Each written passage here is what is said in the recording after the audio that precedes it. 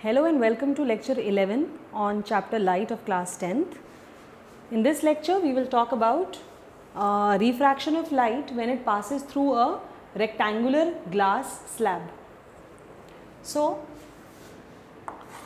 let us suppose I have a glass slab here. Okay, I have made the boundary of a glass slab, rectangular glass slab, and let us say this is the first interface.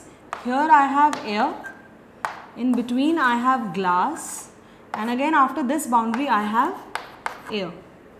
Okay, so I have an incident ray.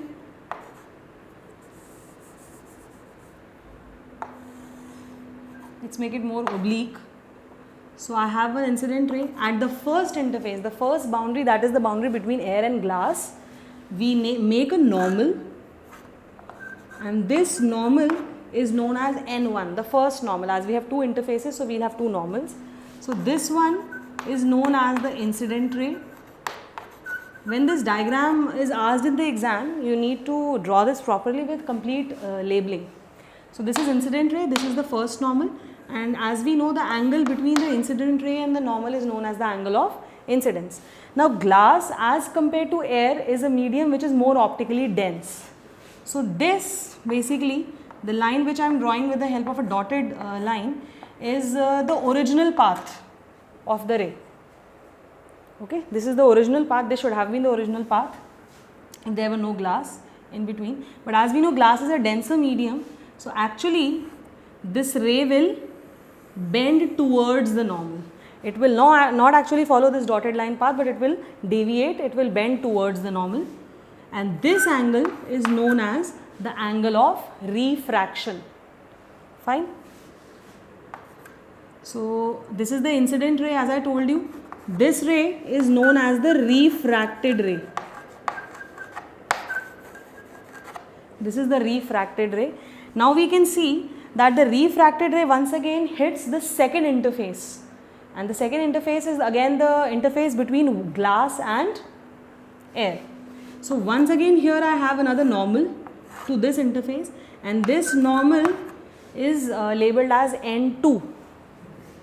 Okay, I'll just write N2 here. This normal is N2, and again this is one angle. So for the second interface, this angle basically behaves like the angle of incidence, but not this one. This will have a separate value.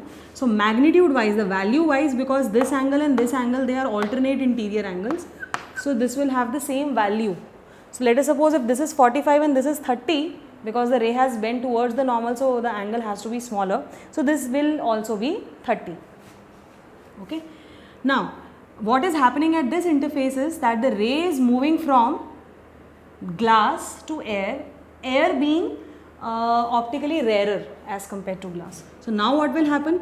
Again I am drawing the original path first, which would have been the case.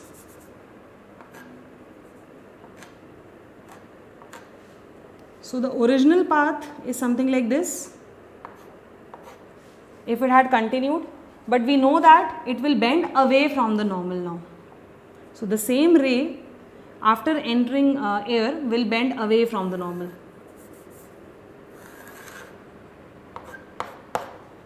Okay, so this particular angle is known as the angle of emergence, the angle which the final emergent ray is making with the normal. So this final ray is also known as the emergent ray. Okay, and this angle is known as the emergent ray. What do we see here is that the emergent ray is parallel to the original incident ray, and the gap between the two is known as the lateral shift, or you can also name it as lateral displacement. So what all information do we have from here is that angle R definitely is less than angle I, as the ray have bent towards the normal. So angle R is less than angle I, one thing. Also angle I is equal to angle of emergence. So this angle and this angle, they will be equal. This particular practical is in your syllabus also, so you will be performing this practical in labs in your schools. So angle E and angle I are equal, and the gap between the final emergent ray and the incident ray, original ray, is known as the lateral shift. So this is how two refractions take place when a ray of light passes from air to glass and then from glass to air. So I hope this diagram is clear. That's all for this video. Thank you.